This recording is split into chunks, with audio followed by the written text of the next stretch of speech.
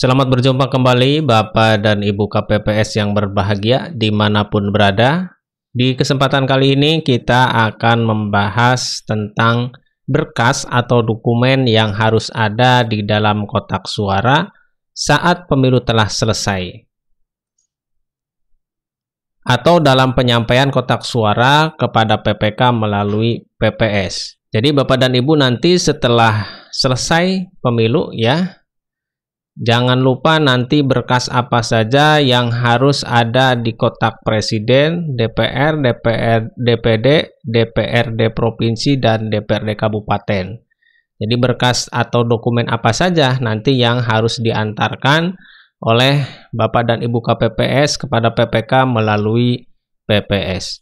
Namun sebelum ke video lengkapnya, bagi Bapak dan Ibu yang baru menemukan channel ini, silahkan klik tombol subscribe-nya, serta jangan lupa nyalakan lonceng notifikasinya agar selalu mendapatkan video-video terupdate lainnya. Yuk kita langsung saja ke video lengkapnya berikut ini.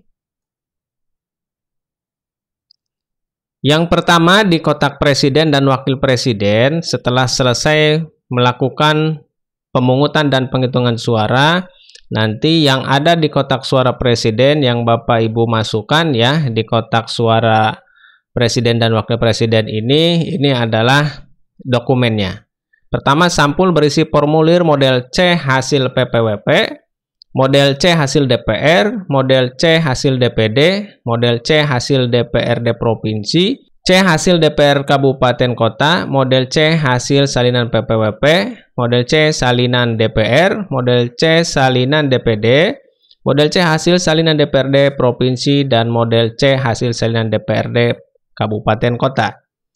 Kemudian surat suara sah Presiden dan Wakil Presiden, surat suara tidak sah Presiden dan Wakil Presiden, surat suara Presiden dan Wakil Presiden yang rusak atau keliru coblos, dan lain-lain.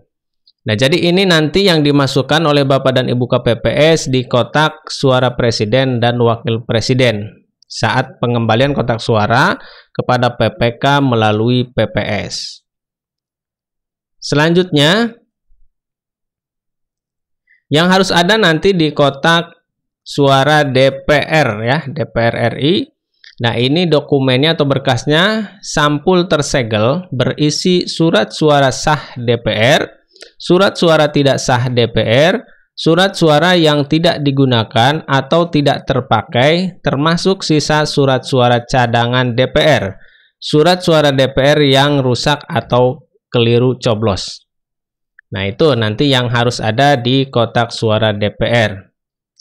Selanjutnya, untuk berkas atau dokumen yang ada di kotak suara DPD, sampul tersegel berisi surat suara sah DPD, surat suara tidak sah DPD, surat suara yang tidak digunakan atau tidak terpakai termasuk sisa surat suara cadangan DPD, surat suara DPD yang rusak atau keliru coblos.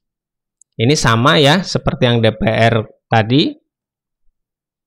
Kemudian DPR Provinsi, di kotak suara DPRD Provinsi apa saja berkasnya yang harus Bapak Ibu masukkan.